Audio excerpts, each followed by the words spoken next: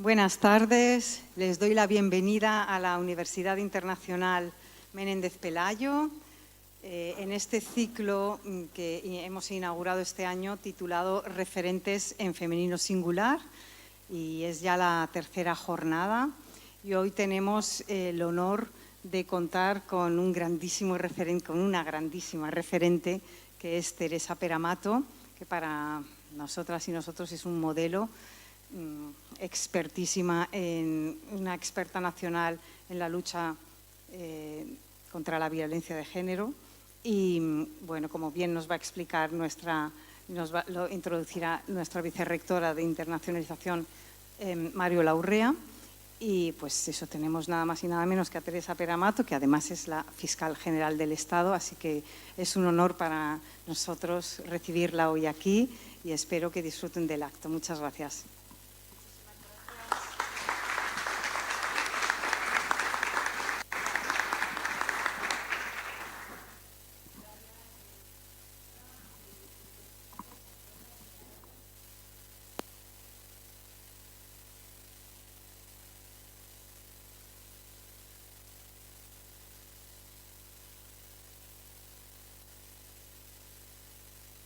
Internacional Menéndez Pelayo, ahora sí, y nos hace particular ilusión que estés aquí, porque este ciclo nace efectivamente este verano con una vocación que es mostrar referentes en femenino, hacerlo en femenino singular y mostrar esas mujeres referentes a poder ser desde posiciones de liderazgo muy diferentes, valga la redundancia. Hemos tenido hasta ahora la oportunidad de escuchar a quien ha ejercido como vicepresidenta del Gobierno de España mucho tiempo y ahora asume la presidencia de un órgano consultivo. Hemos tenido la oportunidad también hace 15 días de escuchar a Pepa Bueno como un referente desde los medios de comunicación, y no podíamos obviar un referente en el ámbito de un tercer poder, que es el Poder Judicial, y qué mejor que contar con alguien como tú, Teresa, para este conversatorio. Decíamos antes de entrar, venimos a pasarlo bien, venimos a conversar con tranquilidad, sin solemnidad y sobre todo y especialmente hablando de lo que nos ocupa y lo que nos preocupa a las mujeres, pero sobre todo a la democracia, porque hablar de feminismo es hablar de esas capas de valor que hacen nuestro sistema democrático un poco mejor. Teresa, para quienes no la conozcáis, tiene una dilatada trayectoria profesional como fiscal. Ha ejercido como fiscal en Tenerife, en Barcelona, en Valladolid y, por supuesto, en Madrid. Y lo ha hecho asumiendo responsabilidades, los apuntaba la vicerrectora de Cultura, muy vinculada con la violencia sobre la mujer.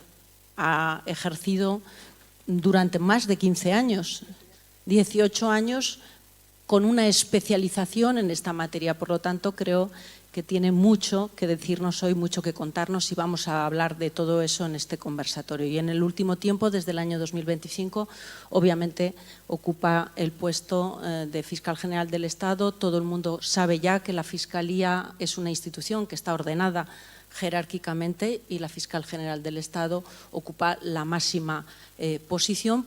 Por lo tanto, una posición de liderazgo y una posición, como le gusta señalar a Teresa, lo hacía ahora atendiendo a la prensa, un liderazgo cooperativo, porque se asienta sobre el esfuerzo no singular, sino el esfuerzo de muchas otras personas que forman parte de su equipo. De todo eso vamos a hablar hoy. Y, querida Teresa, nos gusta arrancar en este conversatorio siempre con la misma afirmación, ¿no?, que ya va haciendo escuela. Nos la proponía la propia presidenta del Consejo de Estado. Ella hablaba de no nos gusta ser como mujeres ni pioneras ni víctimas. Si te parece, Teresa, arrancamos por aquí. Bienvenida. Bueno, muchísimas gracias. Creo que funciona.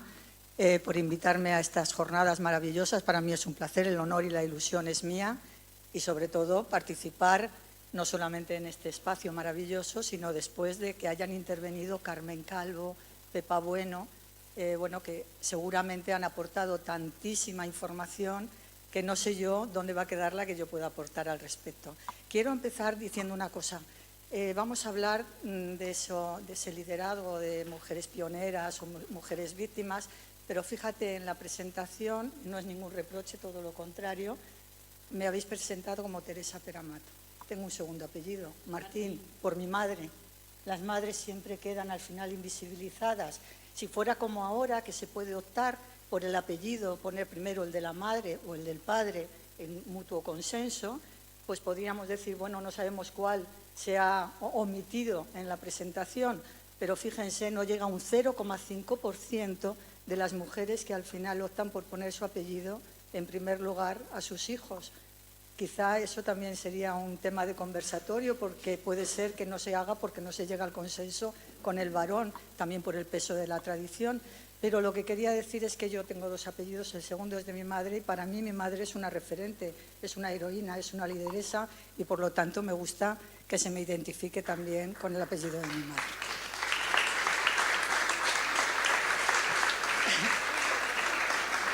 Arrancas muy bien, Teresa, y me siento muy, digamos, muy cerca de esta reivindicación que haces. Durante mucho tiempo mi madre me decía, ¿por qué te presentan en los medios de comunicación como Mariola Urrea? Si eres Mariola Urrea, corres. Y esa batalla yo la he dejado de dar, pero al escucharte ahora reivindicar tu Martín, pienso que voy a volver a reivindicar hay que darla, porque mi corres. Si tenemos que evitar que nos invisibilicen, una de las maneras es que el apellido de la madre también se ponga, y no solamente cuando es sonoro, porque yo muchas veces pienso, ahora que está tan en los medios de comunicación, a José Luis Rodríguez Zapatero lo llamamos Zapatero, que es el segundo apellido, es el de su madre, pero normalmente el segundo apellido, que es el de la madre, queda opacado. Y a mí me parece que es importante empezar por ahí. Pues estupendo.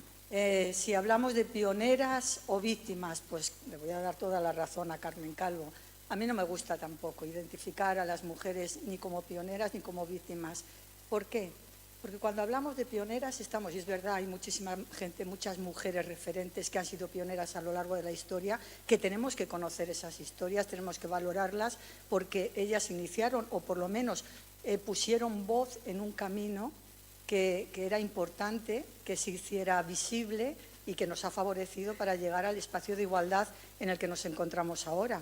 Pero si solo ponemos el acento en las pioneras, corremos el riesgo de invisibilizar otra vez a miles y miles de mujeres que también colaboraron en ese camino y sin embargo lo hicieron desde el más absoluto anonimato. Trabajaron, cuidaron, criaron, lucharon, pelearon contra normas que eran injustas, construyeron comunidad, y todas esas mujeres han quedado en el anonimato. Luego sí, tenemos esos referentes, pero que los referentes no opaquen la realidad, porque en esa realidad hay miles y miles de mujeres que desde el anonimato han construido la sociedad igualitaria en la que nos encontramos ahora. De manera que sí, pioneras sí, pero no solo pioneras. Todas las que ayudaron en ese recorrido, en ese camino, muchas de ellas, insisto, no aparecen ni en discursos, ni en los relatos históricos, ni tenemos sus fotografías, no hay huella de ellas, pero sin embargo su esfuerzo conjunto, ese trabajo colectivo, lo hicieron todas las mujeres que nos precedieron, no solamente las que marcan la historia con su nombre y con su fotografía. ¿Víctimas? Pues tampoco. Tampoco nos pueden considerar vistas, ni podemos aparentar, ni tener siempre la etiqueta de víctima permanente. Obviamente, a lo largo de la historia, de toda la historia, aquí hay mujeres tan mayores como yo, más mayores incluso, que seguro que han encontrado miles y miles de obstáculos a lo largo de su vida por el simple hecho de ser mujer. ¿Y cómo han sorteado esos obstáculos las mujeres? ¿Haciéndose las víctimas? No. Lo han afrontado con creatividad, con inteligencia, con fuerza, con lucha, y lo han superado, y han superado obstáculos que ahora las mujeres más jóvenes posiblemente no se puedan ni imaginar. Sin embargo, todas esas mujeres que han peleado desde diferentes ámbitos, desde la propia familia, a veces sin casi herramientas, desde la instrucción más básica o sin ningún tipo de instrucción, y sin embargo han ido labrando un camino que nos ha posicionado a las que ahora estamos aquí en una situación mucho más fácil, mucho más sencilla. Y sin embargo, esa multitud de mujeres anónimas no aparecen en los libros. No aparecen en los libros, pero no son víctimas. ¿Hemos sufrido discriminación? Sí. Negarlo sería en contra de nuestra propia evolución. Hemos sufrido discriminación, hemos sufrido todo tipo de violencias, y hemos sido víctimas. Pero el papel de víctimas lo que nos tiene que hacer ver es que somos resilientes, que somos fuertes, que somos luchadoras, que somos gestoras de nuestra propia vida, que construimos comunidades cada vez más igualitarias, que sin nuestra aportación la democracia no se entendería, la sociedad democrática sería imposible de sostenerse sin la aportación de la mitad más uno de la población, del 51%, de manera que no queremos que nos identifiquen como pioneras solo, sin perjuicio de que los referentes los estudiemos y aprendamos de esos caminos que se han recorrido, sin olvidar a todas las personas que anónimamente han contribuido a conseguir esos espacios, pero que tampoco nos consideran a las mujeres víctimas por haber sufrido históricamente discriminación, porque precisamente por haberla sufrido somos fuertes, somos resilientes, somos luchadoras, somos creadoras de espacios de igualdad. Este arranque que compartimos ya con quienes nos han visitado y que lo haremos con quienes nos vayan a visitar en este ciclo en el mes de septiembre, Michelle Batet y la presidenta del CSIC, Eloisa del Pino, hasta ahora hay un consenso en todas y cada una de vosotras de analizar ese planteamiento en los términos que tú lo has hecho y lo han hecho también Carmen Calvo y Pepa. Bueno, recuerdo una máxima de Michelle Bachelet, que ahora está aspirando a ocupar un puesto tan significativo como la Secretaría General para Naciones Unidas, que decía: cuando una mujer accede a la política y dentro de la política a un puesto significativo de relevancia, de liderazgo, cambia la mujer. Cuando son muchas las mujeres que ocupan espacios de decisión, lo que cambia es la política, y cambiando la política cambia la sociedad. Y yo creo que también esto lo podemos proyectar sobre un poder tan relevante como el Poder Judicial. Y me gustaría, Teresa, que nos detuviéramos también en el papel de la mujer dentro de lo que es el Poder Judicial, tanto lo que tiene que ver con el acceso, donde hay se encuentran unas barreras, que es una oposición, y creo que la mujer evidencia todas sus capacidades, y luego ya hablamos de unos ascensos donde seguramente hay otras resistencias que vencer, y una gestión de la liturgia del poder, que también hemos hablado en este ciclo con otras personas y que quiero que tratemos también contigo, ¿no? Cómo se maneja la mujer en el poder, con la liturgia del poder, en el ámbito de tu espacio, que es el Poder Judicial.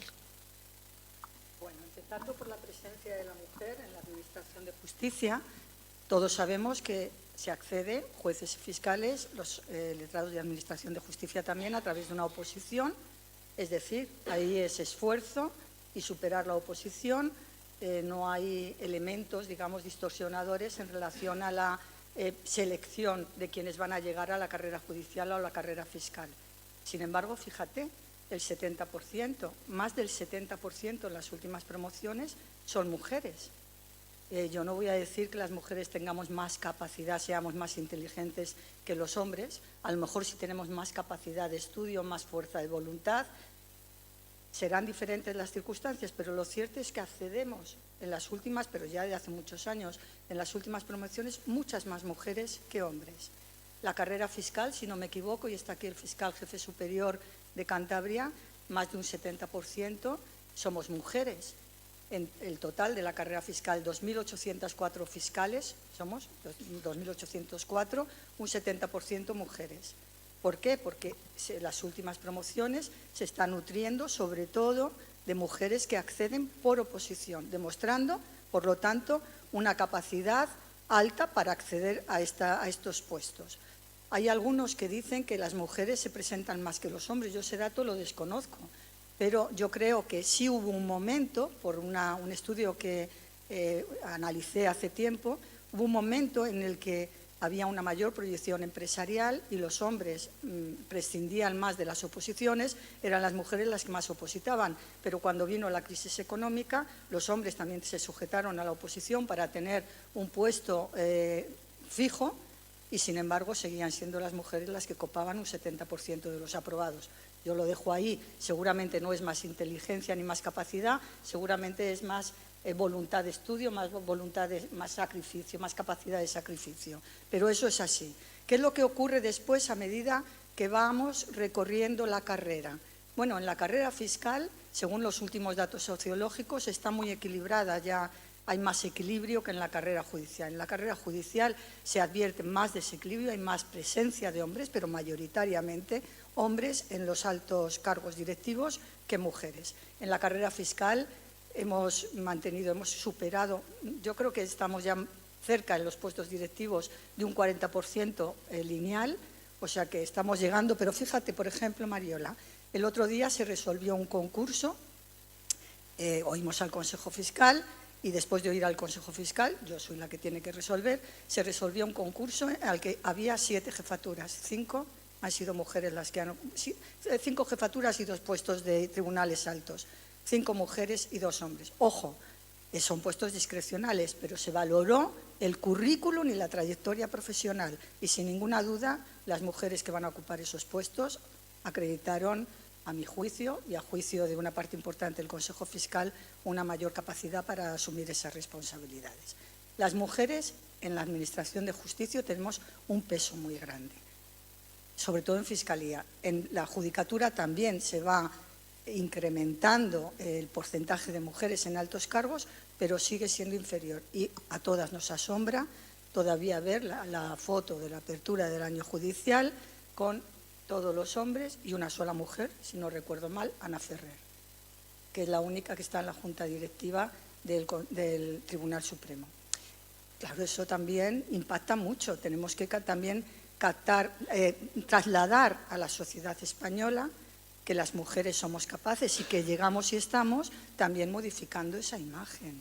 Esa imagen tendría que dársele una pequeña vuelta para reflejar que las mujeres estamos, que llegamos y que podemos estar en altos cargos de la Administración de Justicia o en cualquier cargo directivo de cualquier administración. Si me preguntas qué creo yo que es lo que pasa, porque cuando se concursa dentro de la carrera judicial también se pasa por un cribado, digamos, y es el Consejo General del Poder Judicial el que atribuye esos puestos. Yo no sé exactamente lo que pasa porque el Consejo General ahora está, digamos, más equilibrado en cuanto a presencia de hombres y mujeres, pero sí que es cierto que sigue primando una visión muy masculina de los poderes de dirección. Una vez se lo leí a una periodista, no recuerdo su nombre, que me gustó muchísimo, tengo guardado el artículo, que decía, es que cuando hay hombres en el poder eligen a hombres, tienen una mayor confianza en la ejecución de la dirección masculina que en la femenina. Tienen más reticencias a admitir a mujeres en el grupo de poder, porque nosotros somos más resilientes, más empáticas, escuchamos más, y a ellos les gusta tomar decisiones rápidas y luego tener tiempo para pues esos diálogos netamente masculinos en el grupo de hombres. No sé si tampoco es cierto, ¿no? Pero yo sí que he experimentado ciertas analogías, no solamente desde que soy fiscal general del Estado, sino antes, cuando accedí a fiscal de primera categoría y por lo tanto soy miembro de una junta, de la Junta de Fiscales de Sala. Los corrillos, sin despreciar a nadie, porque tengo compañeros, a todos les quiero mucho y los respeto muchísimo, son grandísimos técnicos y grandes profesionales, pero tienden a hacer corrillos entre ellos. Y cuando nos acercamos, o cuando me acerco, pues la conversación tiende a cambiar de tono. Y ese cambiar de tono significa algo. Porque tengo la misma formación que ellos, la misma capacidad que ellos, y puedo intervenir en cualquier conversación. Incluso me atrevería a opinar de fútbol, poco, porque no me gusta mucho. Pero se nota ese cambio de actitud en muchos hombres, no en todos, pero en muchos hombres, en el momento que intentas entrar en el grupo masculino. Sería, a continuación, ¿qué podemos hacer para ir modificando esas formas que tienen que ver quizá con la cultura, ¿no? La cultura dentro de un trabajo y las lógicas de relación dentro de una misma profesión? porque seguramente esto se podría trasladar a otros entornos profesionales, al mundo corporativo, donde en ocasiones las decisiones más relevantes se toman quizá fuera de los espacios formalmente destinados al proceso de toma de decisiones, donde quizá esos espacios ya no están tan abiertos a las mujeres. ¿Qué podemos hacer para ir corrigiendo eso? Se trata de formación, de educación, de generar equipos cada vez mixtos que vayan corrigiendo eso con el paso del tiempo. ¿Tenemos tiempo para esperar a que ocurra eso de manera espontánea con el tiempo? No, yo creo que no debemos ser tan benévolas y decir, bueno, el tiempo lo arreglará. A mí eso del tiempo lo arreglará. Hace mucho tiempo que se habla del tiempo, que nos va a colocar en su sitio, y el tiempo pasa y seguimos teniendo manifestaciones clarísimas de discriminación en todos los ámbitos. Luego, a mí lo del tiempo no me resuelve la cuestión. Ahora, yo sí que creo que tenemos que insistir en formación, en educación, por supuesto, en formación interna dentro de cada órgano fundamental, pero también nosotras tenemos que hacer una labor, a veces, si me permites, incluso insidiosa, de hacernos ver, de visibilizarnos, de no permitir que nos ningunee nadie. No se trata de imponer ni de preparar broncas, simplemente hacernos ver con inteligencia, con esa capacidad que tenemos de crear comunidad, de crear equipo, hacernos ver, hacernos escuchar. No se trata de imponernos, porque no vamos a tener más razón por el hecho de que nos estén discriminando, pero sí hacernos oír. Y es una labor dura, porque tú estás viendo, tú te das cuenta que aun cuando quieres dar esa opinión, salvo que sea en una reunión oficial que todos nos tenemos que escuchar, si hablamos de grupos informales, tú ves que no se te escucha igual, de manera que tienes que utilizar todas tus herramientas para hacerte ver, hasta que al final te respetan y te consideran una más del grupo. Pero qué doloroso que tengas que estar todo el día haciéndote ver para que te entiendan integrada en el grupo, que a lo mejor incluso si me hacen pensar mucho, no me interesa estar en el grupo, pero lo que no quiero es que en ese grupo profesional no esté yo por el hecho de ser mujer.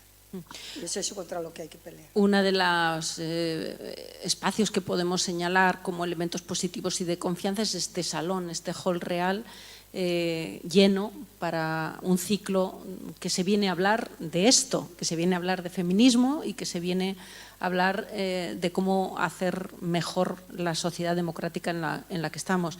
¿Y cuántos hombres hay en estas salas? Todos los días, no solo hoy. Por lo tanto, creo que también tenemos buenos aliados, al menos aquí en Santander, en el hall real, y además de todas las edades. Incluso tenemos un joven promesa de apenas unos años, que además viene siempre con su cámara y nos saca fotos que luego también subiremos a un espacio para compartir. Viene acompañado de su familia, porque está muy interesado su familia en este acto.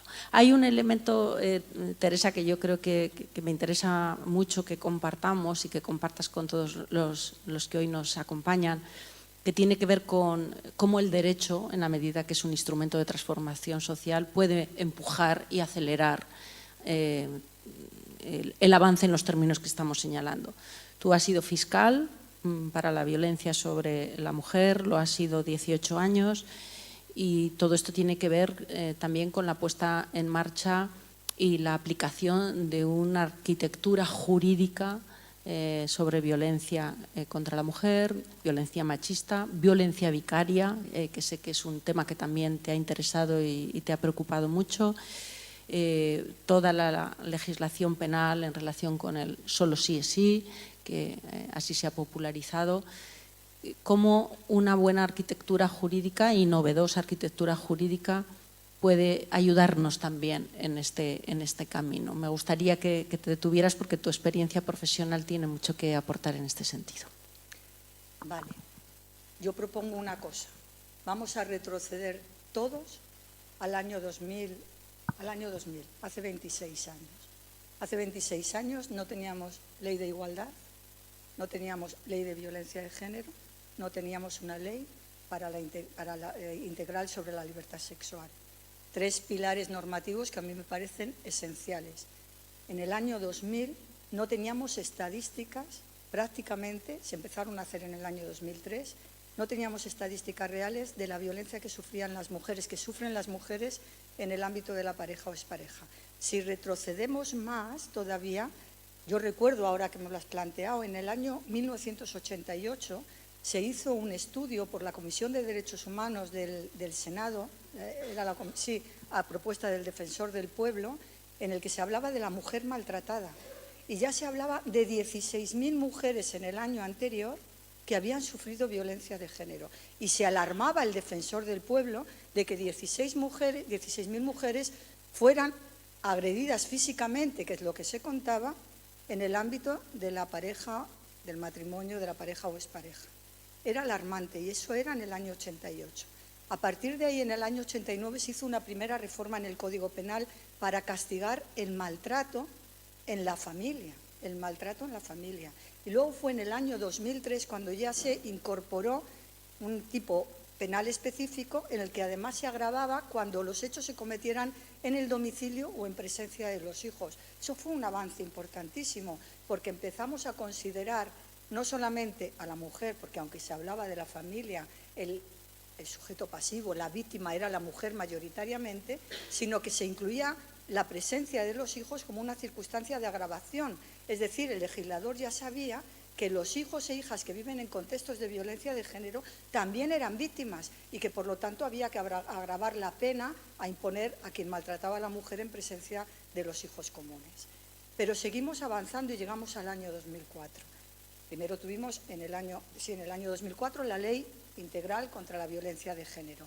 Y yo creo que eso ha sido un hito fundamental, no solamente para España, es un referente a nivel mundial. No sabéis la cantidad de delegaciones de todo el mundo que vienen a España a entrevistarse con la Fiscalía, con los jueces de violencia, con la policía, el sistema Biogen, para aprender de nosotros porque somos un referente a nivel mundial en la lucha contra la violencia que sufren las mujeres en el ámbito de la pareja o expareja. Fue un hito fundamental, pero no solamente porque modificara el Código Penal, que lo modificó para castigar más gravemente las agresiones a la mujer que a otros miembros de la familia, no solamente por eso, porque era una ley integral, porque trataba desde la prevención, formación, educación, medidas asistenciales, la asistencia integral a las víctimas de violencia de género, por supuesto, la investigación, la represión, la sanción, pero todo ese volumen de medidas de diferente naturaleza que pretendía dar una respuesta integral, que pretende dar una respuesta integral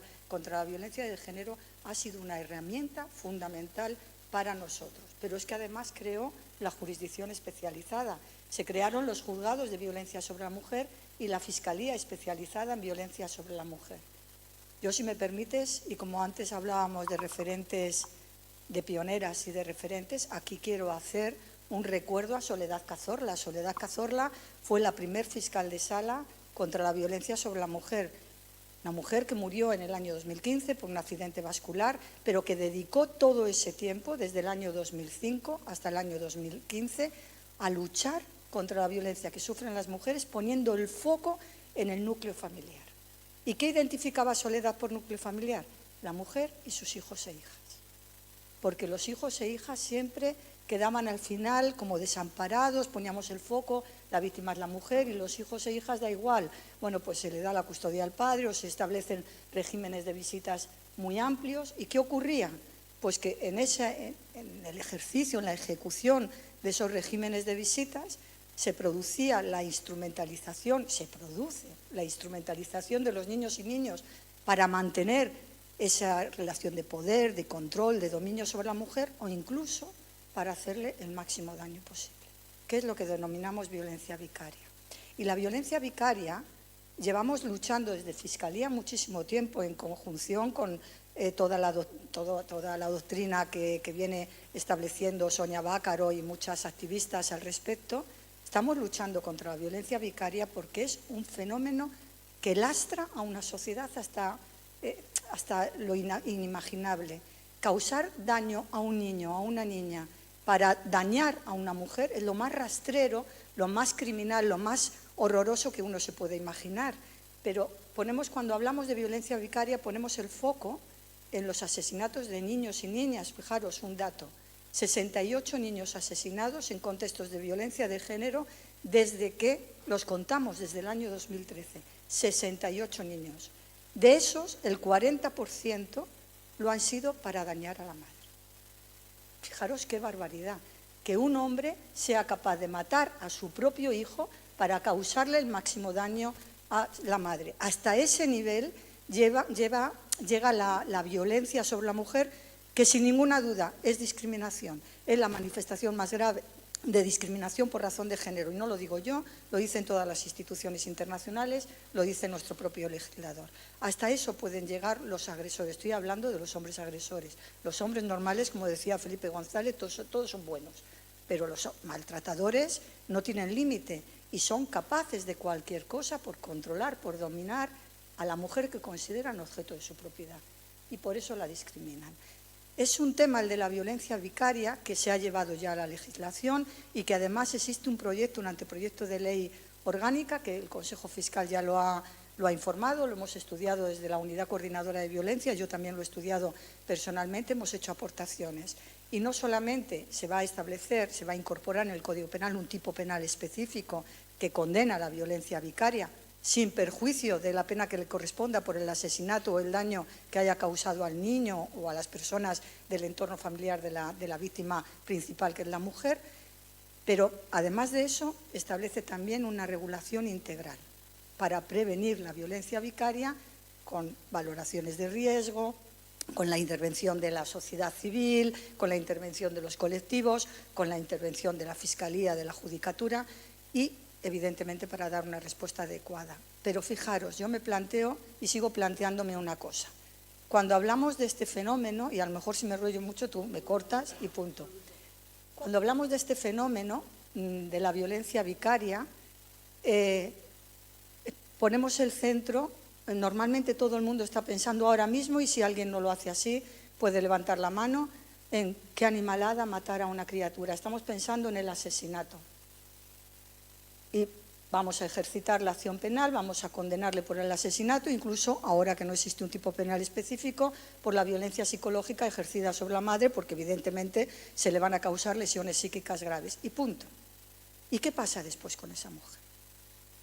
Porque esa mujer no vuelve a tener vida propia, evidentemente va a quedar absolutamente destrozada. Hemos pensado en que la indemnización no es suficiente con una cuantía. Una de las conclusiones de unas jornadas de violencia dijimos, cuando se mata a la mujer, las indemnizaciones a los hijos tienen que ser como mínimo un 50% más de las que se prevén en el baremo de tráfico. Le demos a la mujer un 50 o un 100% más. Eso no es suficiente. Tenemos que trabajar en el derecho a la reparación. Y la reparación integral no es solo la indemnización económica. Es toda una batería de medidas de asistencia para que esa mujer vuelva a ser persona. Solamente eso, para que vuelva a ser persona. Y eso tiene que incluir medidas de apoyo psicológico, incluso psiquiátrico, medidas de apoyo asistencial, medidas de apoyo laboral. La mayoría de estas mujeres pierden el trabajo. Es que no pueden, en la situación en la que queden, no pueden asumir ninguna otra responsabilidad más que su propio dolor. De manera que tenemos que avanzar mucho también en la protección de esas mujeres. Y luego tenemos otro aspecto, que también, y recordando a Soledad Cazorla, quiero traerlo aquí. Cuando asesinan a una mujer, estamos poniendo otra vez el foco, este individuo, ayer mató un individuo a la mujer en presencia de sus 2 hijos menores. Podemos hablar de 2 cosas, de la violencia presenciada, que a mí me parece, incluso el ordenamiento europeo, el Parlamento Europeo, una resolución de 6 de octubre del 21, ya habla de la violencia presenciada. Dice que los niños que presencian la violencia que sufren sus madres son víctimas directas. Nosotros hace tiempo que lo venimos diciendo así, e incluso cita a la legislación española y a la doctrina española en relación a la violencia vicaria. Pero nos queda mucho por recorrer, porque un hombre mata a la mujer y tenemos a dos, en este caso a 2 niños huérfanos o huérfanas. ¿Y qué? ¿Qué pasa con los niños huérfanos? ¿El Estado, las administraciones están respondiendo adecuadamente para que esos niños tengan una vida lo más normal posible? Yo estoy pensando, y esto lo sé porque he tenido la ocasión de compartir muchos espacios con las víctimas, con las abuelas, los abuelos que se ocupan de estos niños y niñas una vez que ha ocurrido el asesinato de su hija. a través del Fondo de Becas Soledad Cazorla para los niños huérfanos, que quiero dejarlo aquí, decirlo para que todos lo puedan conocer. Se hacen encuentros y esta familia cuenta las penurias que pasan desde el momento que matan a la hija, que se tienen que hacer cargo de 1, de 2, de 3, hasta 5 niños. Tenemos una abuelita que se tuvo que hacer cargo de 5 niños porque mataron a su hija, que quedaron huérfanos. El individuo o se suicida o va a la cárcel, pierden al padre también. Además, cuanto más lejos estén de ese progenitor que les ha quitado el referente esencial de su vida, mejor. Pero esas abuelas, esos abuelos se tienen que hacer cargo, muchas veces ya jubilados, sin los resortes necesarios para hacerse cargo. Ya no son las edades adecuadas para criar, para dedicarse a la crianza. Se tienen que hacer cargo de esos niños. ¿Y qué ayudas tienen? Hay comunidades autónomas, Castilla-La Mancha, que da bastante dinero a las familias y a los niños huérfanos. Hay otras que no. Yo creo que aquí tenía que haber, ahora que hablamos tanto de pacto de Estado por el incendio, que apuesto por un pacto de Estado contra los incendios, tendría que haber también un pacto de Estado, entre todas las comunidades autónomas, establecer un pacto para que esos niños y niñas huérfanos, para que las familias que se ocupan de esos niños y niñas huérfanas de la violencia de género tengan todos las mismas ayudas y los mismos apoyos. Un día contaba Joaquín, el marido de Soledad Cazorla, que los niños no solamente sufren la pérdida de la madre, sino a veces el rechazo social. Cuando van a la escuela, los identifican no como el hijo de la mujer asesinada, sino como el hijo del asesino. Y muchas veces se ven obligadas los abuelos a cambiar a los niños de colegio, cuando no de pueblo o de residencia. Y muchos no pueden. No tienen ni los mecanismos, ni las herramientas, ni la capacidad económica para abordar esa situación. De manera que yo creo que las administraciones, nosotros pelearemos desde donde nos compete, que hacemos todo lo que se puede, y quiero poner aquí en valor el trabajo que hace la red de fiscales especialistas en violencia sobre la mujer, pero creo que son todas las administraciones las que se tienen que volcar para ayudar a las víctimas de violencia de género, que no solamente son las mujeres, son también sus hijos e hijas, y desde luego que esa ayuda se generalice a nivel nacional. Impresionante, ¿no? Impresionante también todo lo que a veces el derecho permite y todo lo que queda todavía por hacer en términos de políticas públicas, en un estado de gestión de multinivel, el margen y el recorrido. Te has centrado, Teresa, en todo lo que tiene que ver con la ley de violencia y quería también que nos pudiéramos detener en la ley conocida popularmente como el solo sí es sí, porque también es una innovación jurídica que ha obtenido también algunas resistencias, desde luego ha sido objeto de crítica, de discusión, es razonable, cualquier avance lo es, y me gustaría también que te detuvieras en eso, si consideras realmente que eso forma parte también de esta arquitectura jurídica que necesita un país comprometido con la mujer. Para mí, uno de los mayores avances junto a la Ley Integral de Violencia de Género. ¿Sabes, Mariola, cómo se llama la ley? Todo el mundo la conoce como la ley del solo sí es sí, o la ley contra la libertad sexual. Es ley de protección integral de la libertad sexual, no es ley contra la violencia sexual, es de protección integral de la libertad sexual.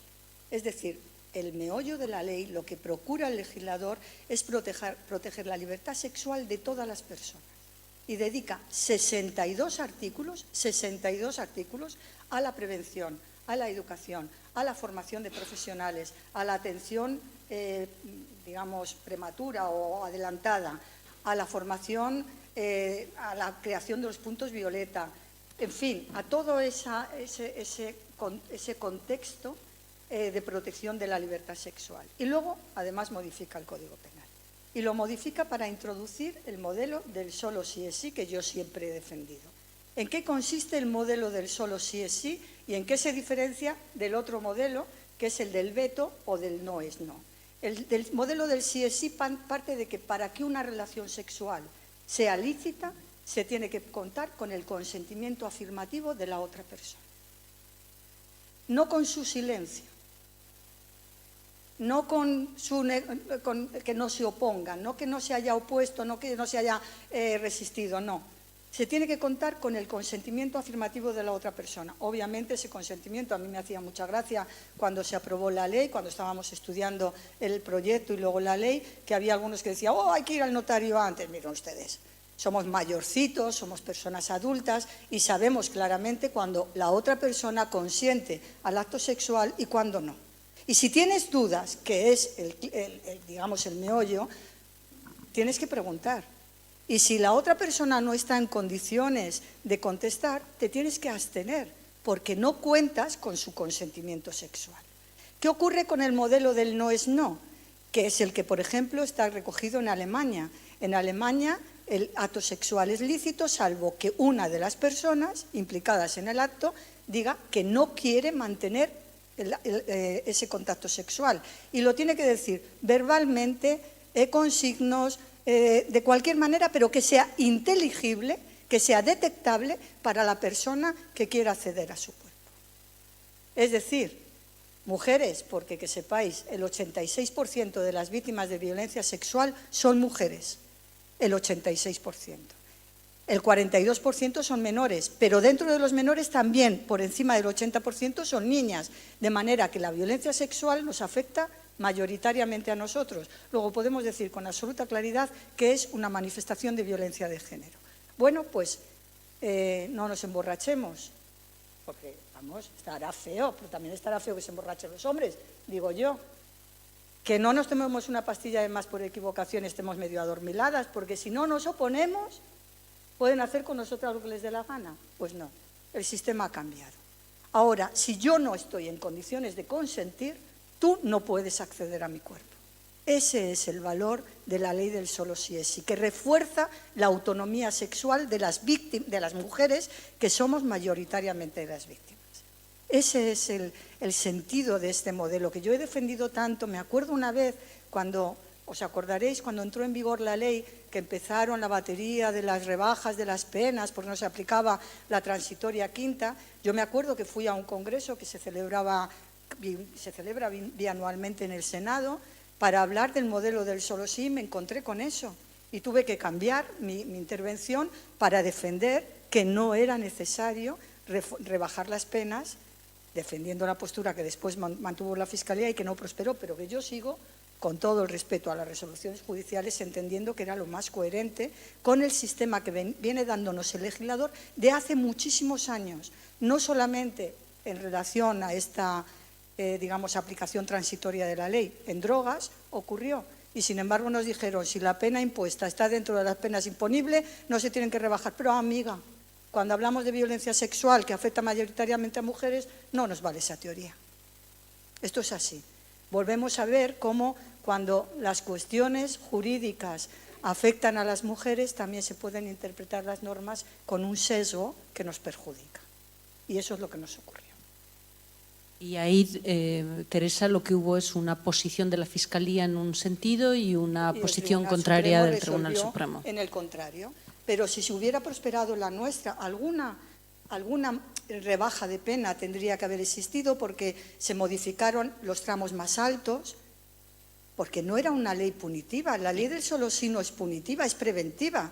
Pero bueno, alguna rebaja, pero no todas las que fueron objeto de aplicación por parte del Tribunal Supremo, porque nosotros defendimos una posición coherente con la trayectoria histórica de nuestra jurisprudencia y además con la legislación, pero no prosperó. De todas las formas, yo quería que te detuvieras un poquito más también sobre esta mirada de esa ley no punitiva, y que yo creo que no se ha explicado tanto. Creo que en todo el repaso que hemos hecho de la legislación, el abordaje que se ha hecho no tiene tanta confianza en la sanción y en la pena como mecanismo de modificación de conducta, sino hay un abordaje desde la prevención y desde distintos ámbitos de trabajo, no solo exclusivamente el que implica el Código Penal. Eso yo creo que tampoco hemos sido capaces de explicarlo desde muchos sectores, para también concienciar a la sociedad que el abordaje de estos temas no solo es a golpe de Código Penal.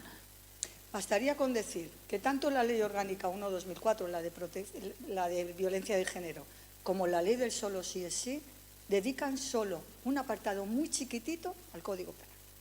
Todo lo demás, y reitero, 62 artículos en la ley del solo sí es sí, en la Ley Integral de Violencia de Género, no recuerdo el número de artículos, están dedicados a prevención, a detección temprana, prevención, a la protección y luego a la reparación integral de las víctimas que han sufrido violencia de género o violencia sexual.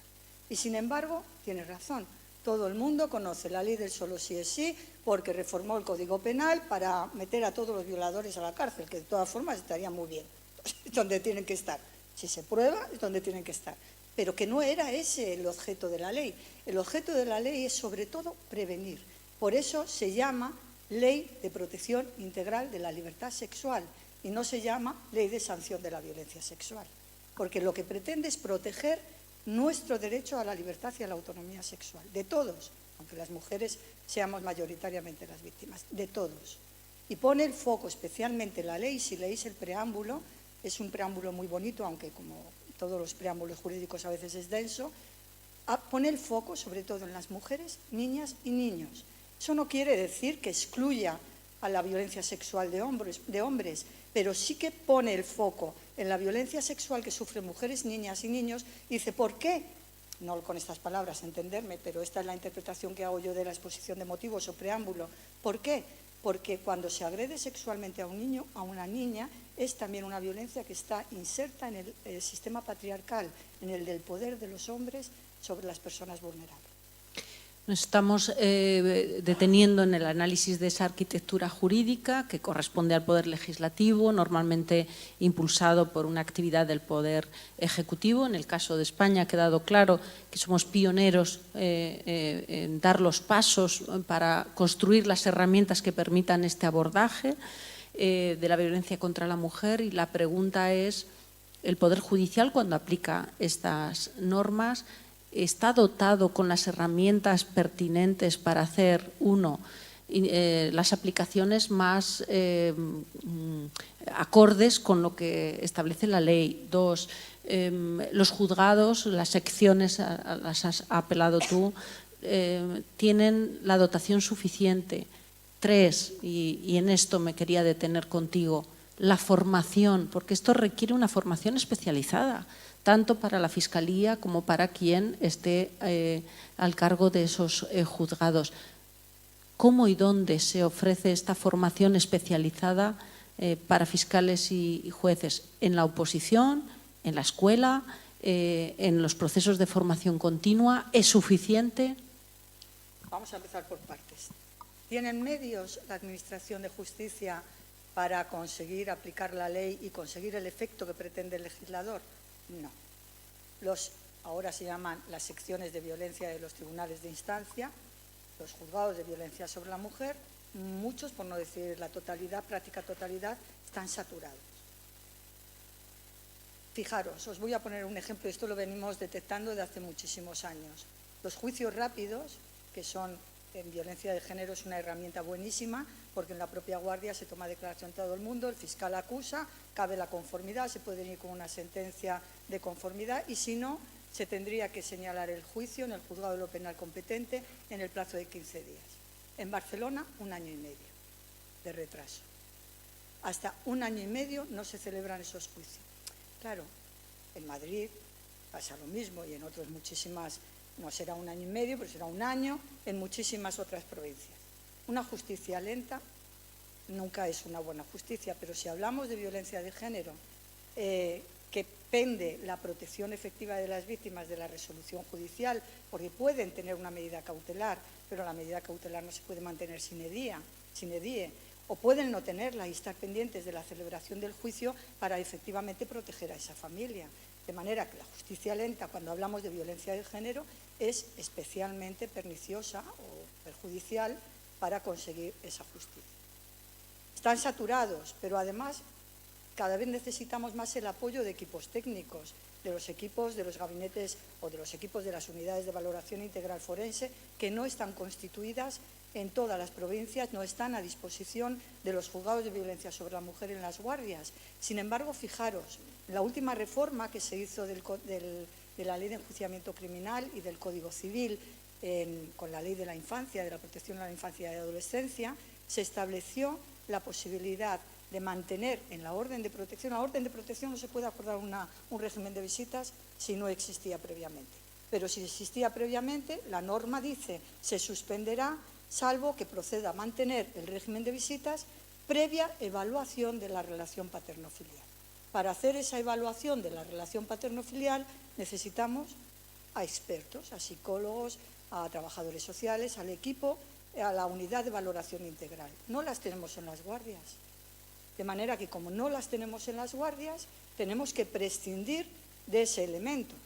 Y entonces el otro día estuve, no me acuerdo dónde fue, en Barcelona, en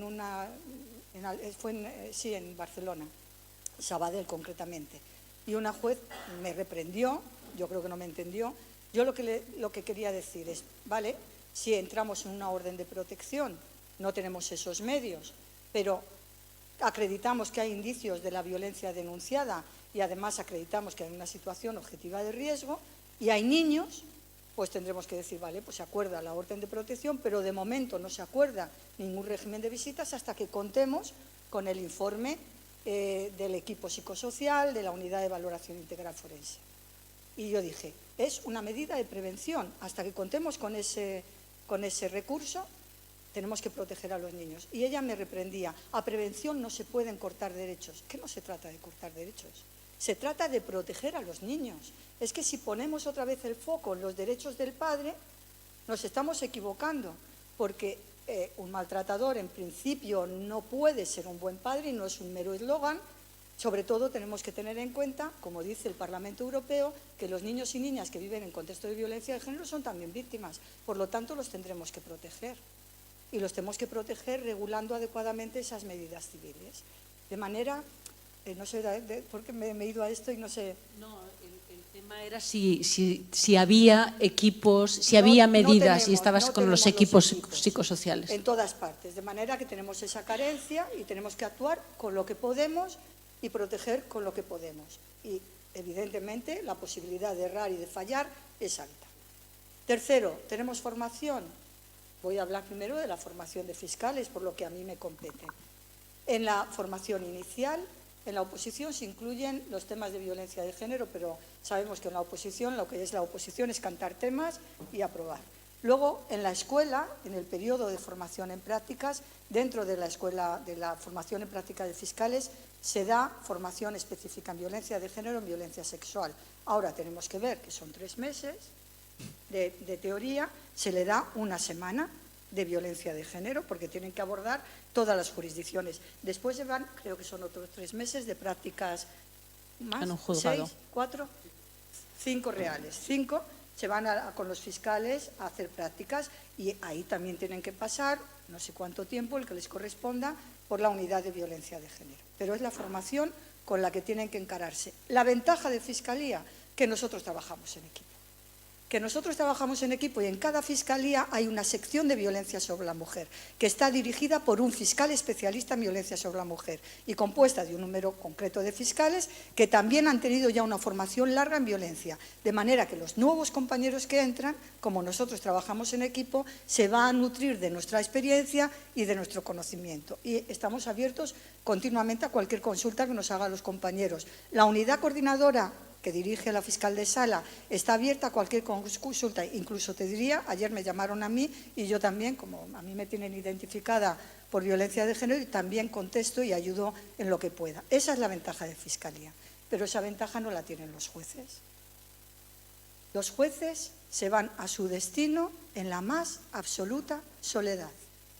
¿Qué formación tienen los jueces? Los jueces tienen una formación muchísimo más larga en la escuela judicial. Y también hacen formación en violencia de género. Y luego todos tenemos obligación, no depende de eso nuestro destino, pero sí tenemos la obligación de formarnos en la materia a la que vamos a destinar nuestros esfuerzos. Pero los jueces están solos en su juzgado, de manera que, bueno, pueden levantar el teléfono y llamar al preparador o a otro compañero con el que estuvieron en la escuela, pero como no trabajan en equipo, les falta ese sustento que sí que tenemos los fiscales. La tradición en este ciclo de referentes, Teresa, es que también demos espacio al público para que te pregunte y entiendo que estás dispuesto a ello. Así que ahora el tiempo es de todos ustedes. Tenemos aquí una voz pedida, el fiscal superior de Cantabria, y anímense también porque todos los días ha sido muy rico el debate. No sé si tenemos algún micrófono aquí, por favor.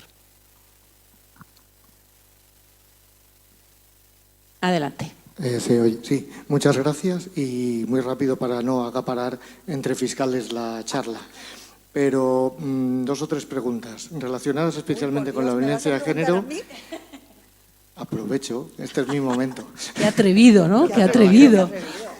Preguntarle a la jefa. 2 o 3 preguntas relacionadas con la violencia sexual y la violencia de género. Como bien dices y como bien dicen los tratados internacionales, es todo uno, es violencia machista. Los menores, yo recuerdo cuando ingresé en el grupo de violencia de género, Soledad Cazorla Prieto me ordenó, me pidió que hiciera una ponencia sobre la violencia en los menores y me sorprendí negativamente porque pensé que era algo de nuestra generación y que luego ya se iba superando, y los menores tienen por lo menos hace 10 años cuando hice la ponencia, una alta tolerancia y exposición a la violencia machista, yo creo que en una regresión. En segundo lugar, apoyando también lo que has dicho, por ejemplo en Cantabria, hay una unidad para toda Cantabria, obviamente no puede estar en las guardias, dedicada, especializada para la violencia sobre la mujer. Hay otras unidades referidas a divorcios, separaciones, etcétera, que también son útiles y necesarias e imprescindibles. Y la última cosa, que es un poco como más genérica, y apoyándome en lo que has dicho como todos sabemos, del trabajo en equipo, la especialización de los fiscales, ¿no crees que el hecho de que haya una grandísima resistencia desde hace más de 30 años a que los fiscales instruyamos o dirijamos la investigación puede tener un poquitín de componente también de machismo? Puesto que evidentemente si nosotros fuéramos los que interviniéramos ya en la instrucción, nuestra capacidad de equipo, nuestra capacidad de preparación, porque la tenemos, no porque seamos más listos, sino porque la tenemos, podría ser más eficiente probablemente que en la actualidad en la lucha contra la violencia de género. Vale, empezando por el principio. Los niños y niñas víctimas de la violencia de género. Esta mañana, cuando venía en el avión, venía leyendo algunos datos para refrescarlos. Según la macroencuesta del año 2024, las mujeres que reconocen que tenían niños y niñas cuando sufrieron la violencia de género, el 62% reconocen que sus hijos presenciaron algún acto de violencia física, psicológica o sexual.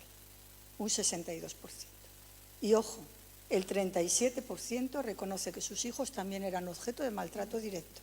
Es un riesgo clarísimo. Cuando hablamos de un maltratador de violencia de género, el riesgo de maltrato directo a los niños es alto, un 37,1%, pero además el riesgo de exposición les convierte en víctimas, como decía el Parlamento Europeo y como nos dicen todos los expertos. Sufren daños en todos los ámbitos de su vida, daños psicológicos por la exposición, daños incluso fisiológicos, pero luego está eso que se llama la reproducción de la violencia, la transmisión generacional de la violencia. Los niños aprenden a resolver los conflictos de manera violenta y las niñas aprenden a adoptar posiciones de sumisión, de subordinación, de silencio, de actuar a la defensiva. Luego es malísimo. Segundo, unidad de violencia de género en Cantabria, una imposible. Imposible que contemos con los informes que nos requiere el legislador para tomar decisiones adecuadas. De manera que el riesgo de error, como decía anteriormente, es enorme. Y el tercer punto era el de la instrucción. Ese es un temazo. Es que eso es el sueño de los sueños. Fíjate que ya hay un anteproyecto, en la mesa ya ha pasado por el Consejo de Ministros, pero ya hay más que el componente femenino, que podría ser importante, como somos el 70% mujeres, evidentemente nosotros somos mucho más prácticas, lo siento, es verdad, Jesús, le tienes que aguantar. Somos prácticas, somos conscientes, somos constantes, somos efectivas, tenemos tantos conocimientos técnicos como vosotros y encima tenemos una perspectiva feminista que iba a abonar una investigación mucho más eficaz y más ajustada a la realidad que pisamos.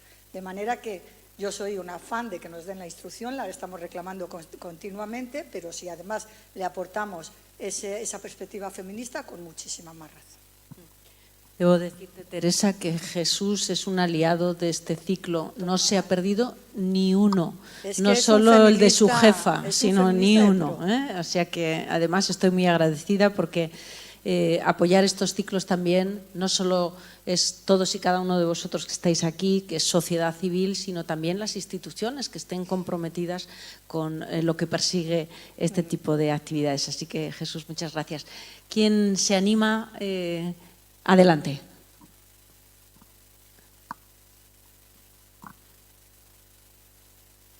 Muchas gracias. Bueno, yo no sé si te voy a hacer una pregunta, pero sí que te voy a hacer alguna consideración. Me ha gustado mucho tu intervención. Muchas gracias. Me ha gustado mucho porque lo comparto, lo que tú dices. Yo soy profesora de Derecho Penal y la realidad que nos encontramos es que esto que tú estás defendiendo y que defendemos la doctrina, tú lo has dicho, luego no llega a la calle.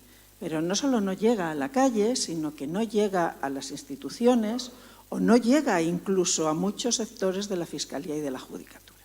Entonces, me parece que es muy importante que lo plantees como lo has planteado.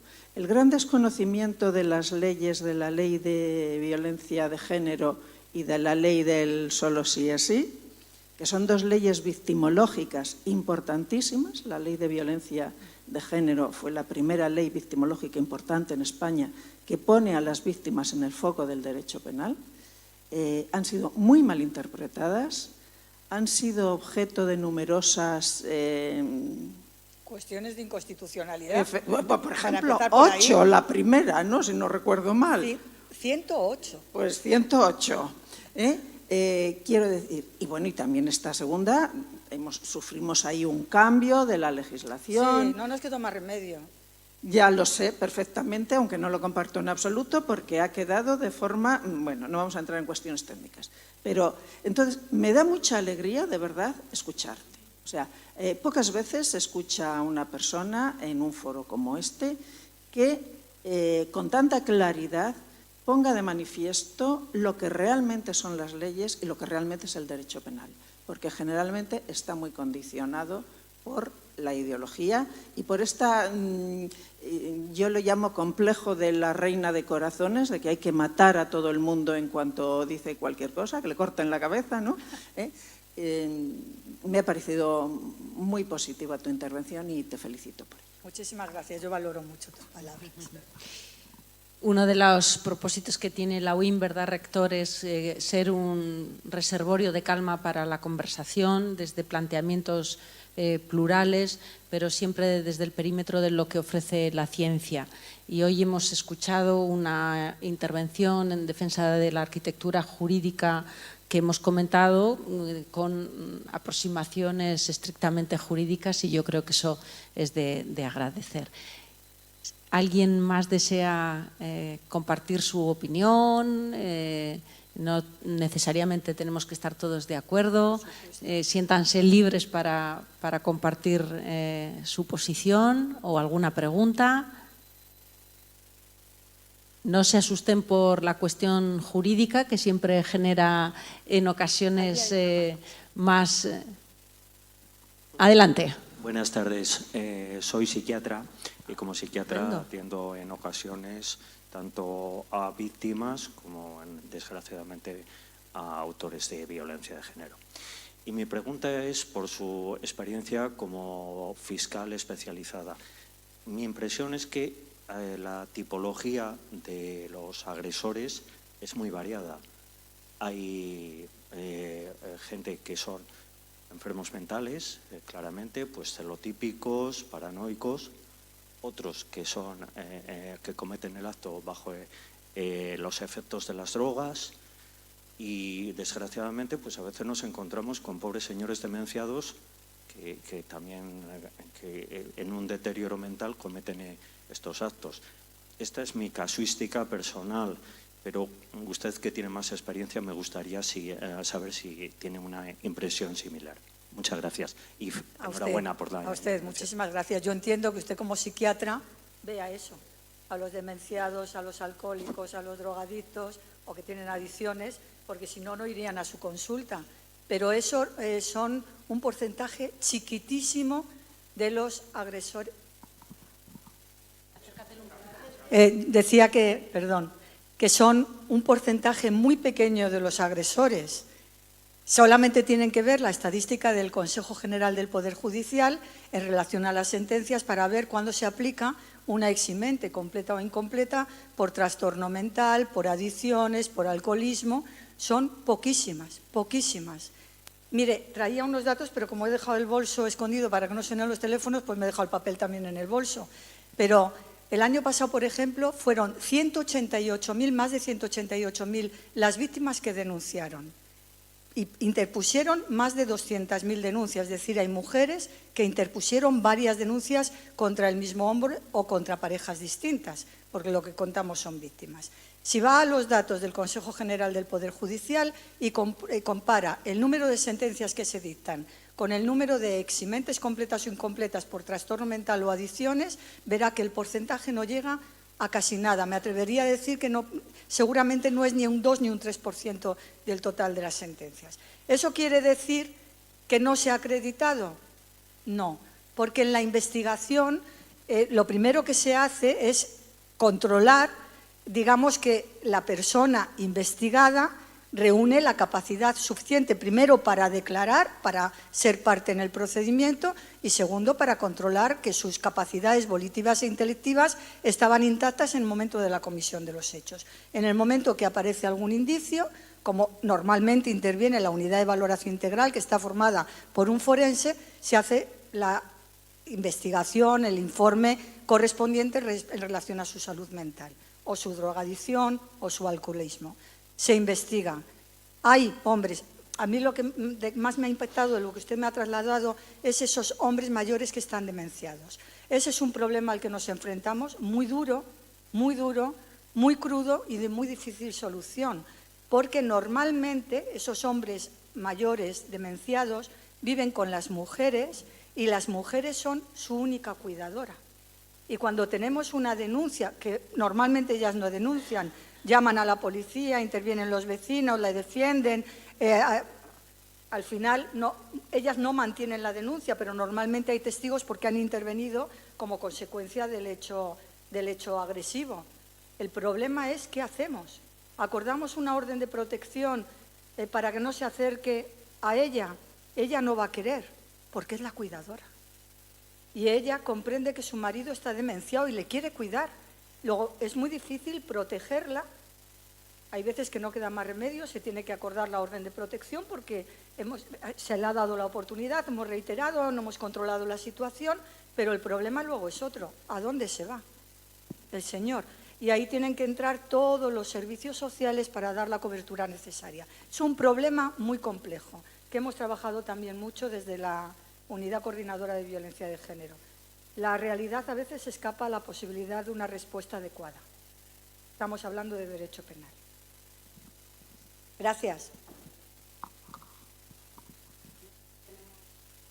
¿Alguna más? Si no es así, Teresa... perdón.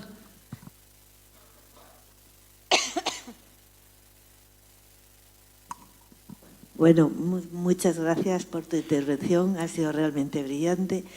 Y yo entiendo que los jueces todavía ahora en vigor, tengan este sesgo machista, patriarcal, porque hasta hace poco un maltratador no tenía por qué ser un mal padre, no sé si recordáis. Y yo me pregunto, ¿los nuevos jueces tienen esta formación para no seguir viendo los casos que todavía hoy seguimos viendo? Porque realmente la judicatura es patriarcal, no diría al 100% porque estás tú, pero casi, casi sí. Bueno, vamos a ver, antes hablábamos de la formación. Están recibiendo formación desde la escuela y luego formación continuada. Yo entiendo que estás hablando de jueces hombres, pero también hay jueces mujeres, juezas, que tienen ese sesgo machista. No, hay mujeres también machistas. La formación se está dando. Ahora, yo siempre digo una cosa, aparte de la formación, tienen que darse una serie de condiciones del propio formado para asimilar la formación que le dan y una determinada mentalidad. Si tenemos una mentalidad machista arraigada totalmente, lo mejor es que ese juez o jueza no estuvieran en violencia de género. Sería lo mejor hacer una criba para evitar que esas mentalidades machistas puedan acceder a este tipo de puestos judiciales. Eso hoy por hoy es imposible. Pero fijaros, yo muchas veces he pensado, yo he tenido alumnos, hemos dado clase y Jesús también, hemos formado a los nuevos fiscales que entran en la carrera y yo he notado a lo largo de los años, y me da pena decirlo, que al principio, cuando yo empecé a formar hace muchos años en violencia de género, en el año 2004, 2005, éramos mentes abiertas para aprender, además para luchar por la igualdad conjuntamente. Ahora, cuando vamos a la formación, vemos a nuestros jóvenes mucho más reacios en relación a la igualdad. Ese no sé cómo decir, ese mantra que traen, es que la igualdad existe, es que ya no existe desigualdad, es que la violencia de género no existe, influye, es su propia mentalidad, la tienen tan aprendida que es difícil ingresar en esas mentes y cambiar esas mentalidades. Pero luego tenemos la influencia de las redes sociales. Son gente joven que están todo el día con las redes sociales, que si X, que si Instagram, que si los WhatsApp, los grupos que ellos mismos hacen, y también la influencia de las redes sociales con ese negacionismo de la violencia de género, yo creo que influye en la juventud de forma general y por lo tanto también en la juventud que accede a la carrera judicial y a la carrera fiscal. Son frentes que tenemos que luchar y que cada vez aparecen más obstáculos. Pero para mí uno es que tenemos que luchar de forma, pero sin denuedo, o sea, con todas nuestras fuerzas contra el negacionismo.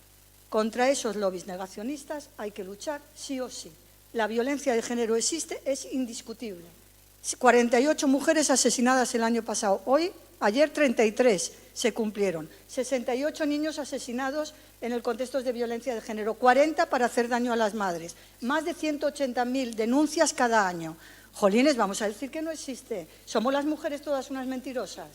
Hombre, por el amor de Dios, claro que existe. Tenemos que luchar con datos, con estudios, con mensajes. Los medios de comunicación tienen que seguir. Hay veces que parece que se han relajado. Hay temporadas que yo pienso, ¿dónde están? ¿Por qué no se habla de esto?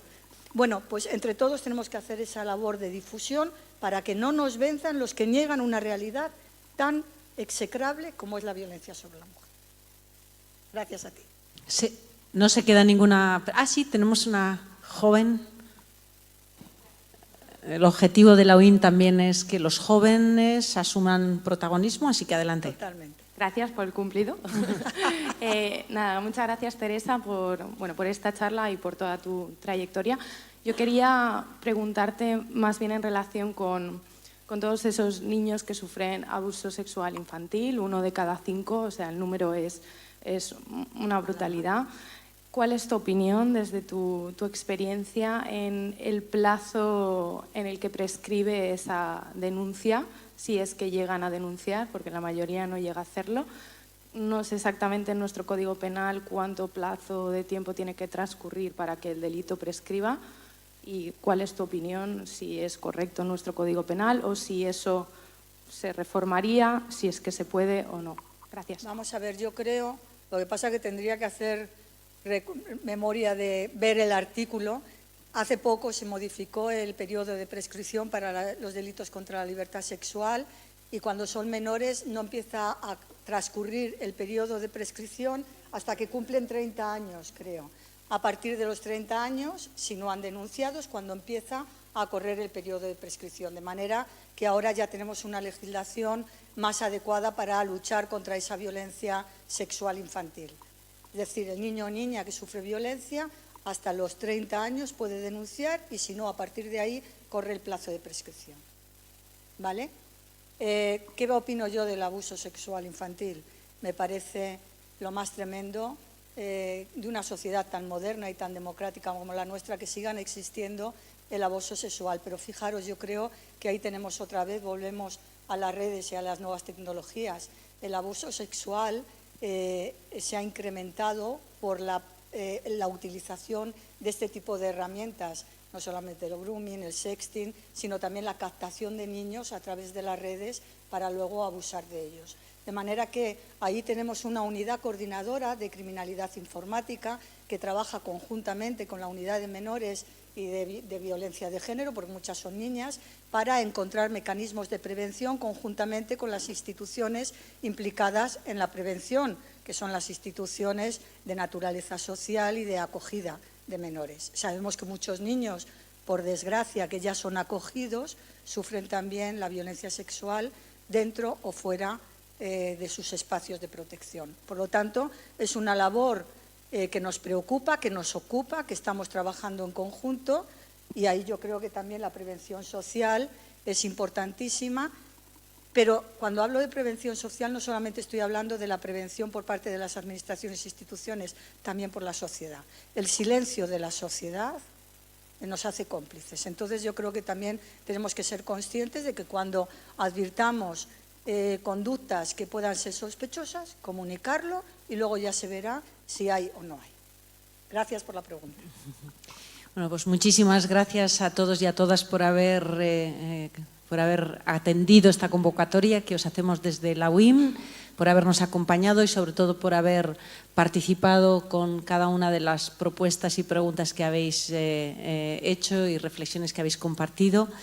Querida Teresa, ha sido un gusto tenerte. Estamos muy agradecidos por el tiempo que nos has dedicado, por la solvencia con la que has ordenado este conversatorio. Espero que hayas pasado una tarde con nosotros muy agradable. Y yo creo que no cabe mucho más que añadir de las razones por qué la UIM hace estas cosas que hace, porque queremos celebrar todo el logro que este país ha hecho en materia, y hoy hemos hecho un repaso de arquitectura jurídica para defender los derechos de la mujer, pero es necesario seguir trabajando en estos ciclos por lo que queda por hacer, que es mucho y que además no lo puede hacer solo ni el Poder Judicial, ni el Poder Legislativo, ni el Ejecutivo, sino que necesita también una sociedad civil comprometida donde hombres y mujeres defendamos el feminismo, porque no deja de ser una capa de valor más del sistema democrático. Nos vemos en septiembre. Agosto no habrá referentes en femenino singular, pero tenemos una buena propuesta para el mes de septiembre, así que revisen el programa y les esperamos dentro de apenas un mes. Gracias por acompañarnos.